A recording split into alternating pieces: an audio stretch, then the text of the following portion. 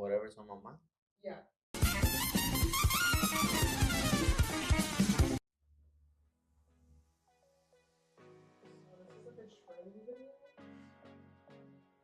No labor included right there, you see. Who needs a robot when you got that guy?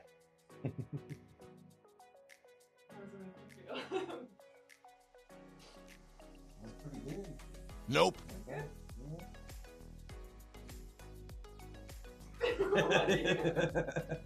It good? Look at that. He's good for him. He won't have for him.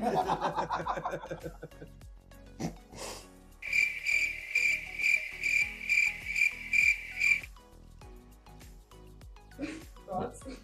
Yeah, I mean, you filled your gap there. I mean, Yeah, he cheated, but yeah.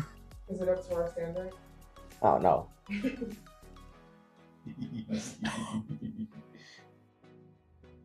That's what Manny would do right there. Right? I can see it.